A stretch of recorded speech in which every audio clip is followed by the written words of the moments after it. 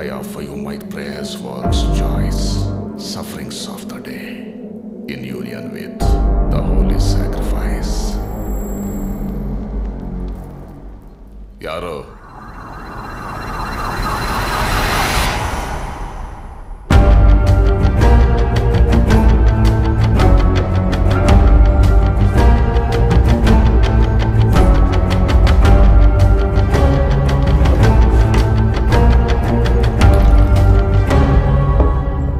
Father common Benedict, ಹೌದು. ನೀವಿ ಬಾಗ್ಲು ಮುಚ್ಚೋದೇ ಇಲ್ವಾ? ಇಲ್ಲ, ನೀನು ಯಾರು ಅಂತ ಗೊತ್ತಾಗಿಲ್ಲ. ನಾನು ದಿಯಾ. ನನಗೆ ನಿಮ್ಮಿಂದ ಒಂದು ಸಹಾಯ ಆಗಬೇಕಾಗಿತ್ತು ಫಾದರ್. ಅದು ನಿಮ್ಮಿಂದ ಮಾತ್ರ ಸಾಧ್ಯ ಅಂತ ನನಗೆ ಗೊತ್ತು.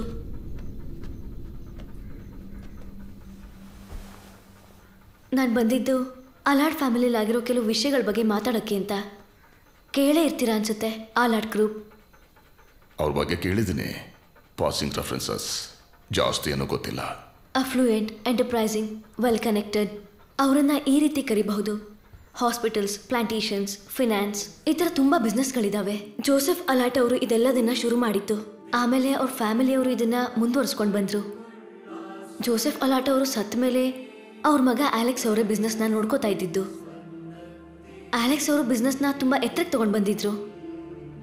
ಆಲೆಕ್ಸ್ ಮತ್ತು ಲಿಸಿ ಅವ್ರಿಗೆ ಒಬ್ಬಳೇ ಹೆಣ್ಮಗಳಿದ್ದಿದ್ದು. ಚೆನ್ನೈ IITಯಲ್ಲಿ ಓದ್ತಾ ಇದ್ಲು. 2014ನಲ್ಲಿ ಒಂದು ಆಕ್ಸಿಡೆಂಟಲ್ಲಿ ಅವಳು ತೀರ್ ಹೋದ್ಲು. ಅಲಾಟ್ ಫ್ಯಾಮಿಲಿಯವ್ರ ಹಣೆ ಬರಹ ಅವಾಗಿಂದ ತುಂಬಾ ಚೇಂಜ್ ಆಗಿಬಿಡ್ತು. ಮಗಳು ಆಕ್ಸಿಡೆಂಟಿಂದ ಸತ್ತ ಒಂದೇ ವರ್ಷದಲ್ಲಿ ಆಲೆಕ್ಸ್ ಕೂಡ ಸೂಸೈಡ್ ಮಾಡ್ಕೊಂಡ್ಬಿಟ್ರು. 2 ವರ್ಷದಲ್ಲಿ ಲಿಸಿ ಅವ್ರು ಕೂಡ ಪಾಯ್ಸನ್ ತೊಗೊಂಡು ಸತ್ತು ಹೋದ್ರು. ಆಮೇಲೆ ಆಲೆಕ್ಸ್ ಅವ್ರ ತಮ್ಮ ಜೋಶಿ ಅವರು ಬಿಸ್ನೆಸ್ ನೋಡ್ಕೊಳ್ಳೋಕ್ಕೆ ಶುರು ಮಾಡಿದ್ರು. ಬಿಸ್ನೆಸ್ ಮತ್ತೆ ಟ್ರ್ಯಾಕಿಗೆ ಬಂದಮೇಲೆ ಅವ್ರ ಅಣ್ಣ ಮತ್ತೆ ಅತ್ತಿಗೆ ಥರ ಜೋಶಿ ಅವರು ಕೂಡ ಸೂಸೈಡ್ ಮಾಡ್ಕೊಂಡು ಸತ್ತು ಹೋದ್ರು. ಅದಕ್ಕೆ ಅವಾಗಿಂದ ಒಂಥರ ಡೌಟ್ಗಳು ಶುರುವಾಗಿದ್ದಾವೆ. ಅವ್ರಗಳಿಗೆ ಎಂಥ ಕಷ್ಟ ಇದ್ರೂ ಕೂಡ ಜೋಸೆಫ್ ಅಲಾಟ್ ಅವ್ರ ಮಕ್ಕಳು ಯಾವುದೇ ಕಾರಣಕ್ಕೂ ಸೂಸೈಡ್ ಮಾಡ್ಕೊಳ್ಳೋವಂಥವ್ರು ಅಲ್ವೇ ಅಲ್ಲ. They were two practical for that. ಈಗ ಅವ್ರ ಫ್ಯಾಮಿಲಿಯಲ್ಲಿ ಯಾರ್ಯಾರಿದ್ದಾರೆ? Elizabeth allot.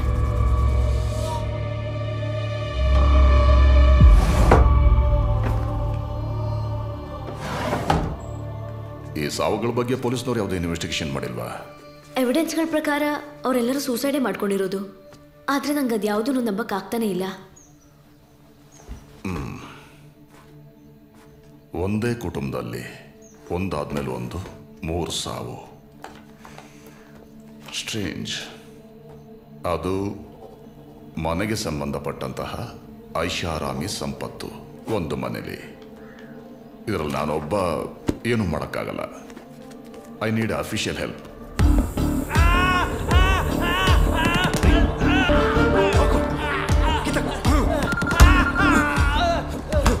ಸರ್,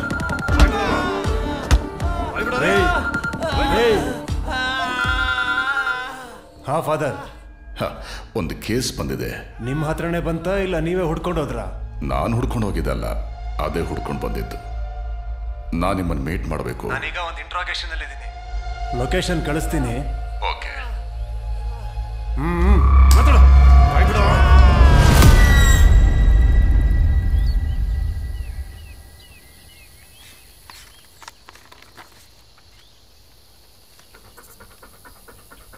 ಏನನ್ಸುತ್ತೆ? ಈ ಕೇಸ್ ನನಗೆ ಗೊತ್ತು. ರೂರಲ್ SP ಕುರಿಯನ್ ಸರ್ ಇದನ್ನ ಫಸ್ಟ್ ಇನ್ವೆಸ್ಟಿಗೇಟ್ ಮಾಡಿದ್ದು. ಈ ಎಲ್ಲ ಸಾವುಗಳಲ್ಲೂ ಒಂದೇ ಪ್ಯಾಟರ್ನ್ ಇದೆ. Like someone had designed it. ಆದರೆ ಶೂರಾಗಿ ಹೇಳೋಕ್ಕಾಗಲ್ಲ. ಸತ್ತೋಗಿರೋ 3 ಜನಕ್ಕೂ ಡಿಪ್ರೆಷನ್, ಸೂಸೈಡಲ್ ಟೆಂಡೆನ್ಸಿ ರಿಪೋರ್ಟ್ ಬಂದಿದೆ ಅಲ್ವಾ? ಹೌದು. ನಮಗೆ ಸಿಕ್ಕಿರೋ ಎಲ್ಲ ಎವಿಡೆನ್ಸ್ಗಳು ಅವೆಲ್ಲ ಸೂಸೈಡ್ ಅಂತಾನೆ ಹೇಳ್ತಿದ್ದಾವೆ. ಆದರೆ ಎಲಿಜಬೆತ್ ಆ್ಯಂಗಲ್ ಇದೆಯಲ್ಲ, ಅದೇ ಮೊದಲು. ಹಾಗೆ ಆಗಿದ್ರು ಆಗಿರ್ಬೋದು, ಕಾಲ ಕೆಟ್ಟೋಯ್ತು ಸರ್. ಇದು ಬರೀ ಅನುಮಾನ ಅನ್ಸುತ್ತೆ. But the whole scenario looks interesting. Enquiry ಮಾಡೋಣ ಬಿಡಿ. ಫಾದರ್ ನೀವು ತೋರಿಸೋ ದಾರಿಲಿ ನಮಗೊಂಚೂರು ಬೋನಸ್ ಸಿಗುತ್ತೆ. ಫಾದರ್ ಆಗಿರೋದ್ರಿಂದ ಪಾಪ ನಿಮಗೇನು ಸಿಗಲ್ಲ. ಎಲಿಜಬೆತ್ ಅಲಾಟ್, CEO ಅಲಾಟ್ ಗ್ರೂಪ್. ನನಗೆ ಅವ್ರ ನಂಬರ್ ಬೇಕಾಗಿತ್ತು. ಹಾಂ, ಮೆಸೇಜ್ ಮಾಡಿ. ಬಾಗ್ಲಾಕ್ರಿ ಮೊದಲು. ಯಾರದು ಒಳಗಡೆ? ಅದೇ sir, KR Puram double murder case. ಆ ಕೊಲೆಗಾರ ಕಸ್ಟಡಿಯಿಂದ ತಪ್ಪಿಸ್ಕೊಂಡಿದ್ನಲ್ಲ. ಪೊಲೀಸ್ನವ್ರು ಅವನನ್ನು ಹುಡ್ಕೋಕೆ ಅಂತ ಹೈದರಾಬಾದ್ಗೆ ಹೋಗಿಲ್ವಾ? ಹೈದರಾಬಾದ್ ಅಂತ ಹೇಳಿದ್ರೆ 1-2 ದಿನ ಇಲ್ಲೇ ಇರ್ಬೋದಲ್ವಾ?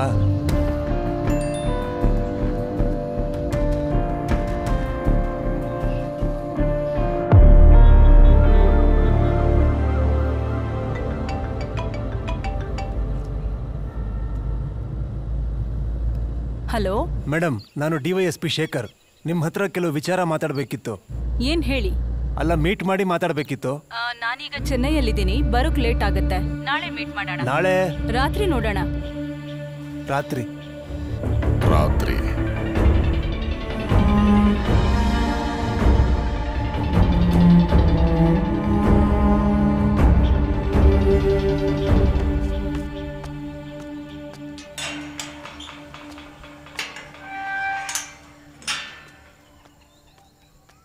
ಮೇಡಮ್ ಯಾವಾಗ ಬಂದ್ರು? ಮಧ್ಯಾಹ್ನ 12 ಆಗಿತ್ತಮ್ಮ. ಸರಿ ಆಯ್ತು, ನಾನು ಬರ್ತೀನಿ.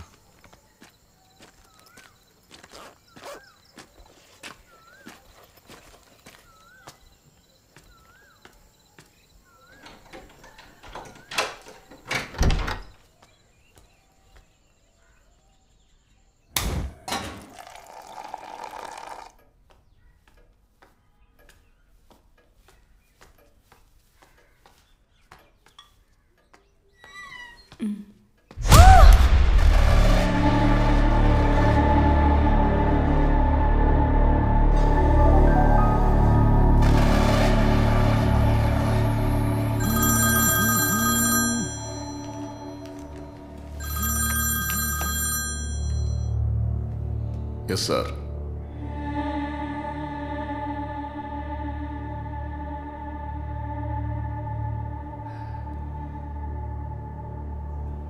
ನಾವು ಯಾರನ್ನ ಕಲ್ಪ್ರಿಟ್ ಅನ್ಕೊಂಡಿದ್ವು, ಅವನು ಸತ್ತು ಹೋಗಿದ್ದಾನೆ.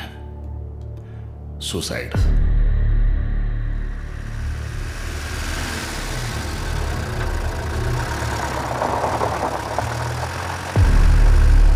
ಆತ್ಮಹತ್ಯೆಗೆ ಸಂಬಂಧಪಟ್ಟಂತಹ ಯಾವುದೇ ಕುರುಹು ಸಿಕ್ಕಿಲ್ಲ. ಕ್ಯಾಮ್ರಾಮನ್ ಅಭಿಷೇಕ್ ಜೊತೆಗೆ ಗಾನವಿ. ಎಲಿಜಬೆತ್ ಅವರು ಜೋಸೆಫ್ ಅಲಾಟ್ ಅವರ ಸೊಸೆ ಆಗಿದ್ರು. ಅವರು ಇವತ್ತು ಮುಂಜಾನೆ ಸೂಸೈಡ್ ಮಾಡ್ಕೊಂಡಿದ್ದಾರೆ.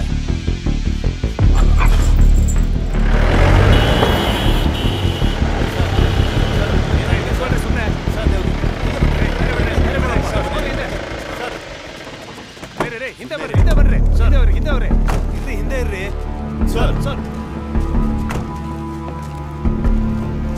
ನೋಡ್ತೀವಿ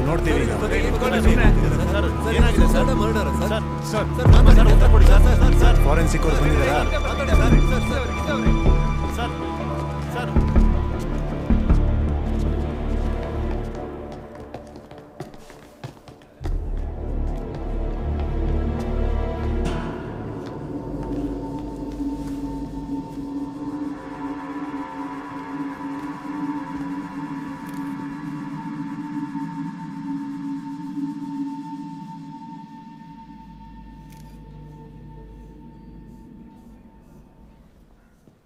ಮನೆ ಲಾಕ್ ಆಗಿತ್ತು ಸರ್. ಕೆಲಸದವರು ತನ್ನ ಹತ್ರ ಇದ್ದ ಕೀಯಿಂದ ಡೋರ್ ಓಪನ್ ಮಾಡಿದ್ದಾರೆ.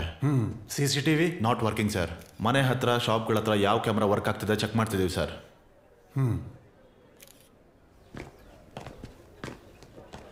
ಏನಾಯ್ತು ಅಂತ ಹೇಳಿ. ರಾತ್ರಿ ಮೇಡಮ್ ಫೋನ್ ಮಾಡಿ ನನ್ಗೆ ಬರೋದಕ್ಕೆ ಲೇಟ್ ಆಗತ್ತೆ, ಈಗ ಬರೋದ್ ಬೇಡ, ನೀವು ಬೆಳಗ್ಗೆ ಬನ್ನಿ ಅಂತ ಫೋನ್ ಮಾಡಿ ಹೇಳಿದ್ರು. ಮೊದಲು ಯಾರು ನೋಡಿದ್ದು? ನಾನೇ. ಎಷ್ಟು ಗಂಟೆಗೆ? 5:15.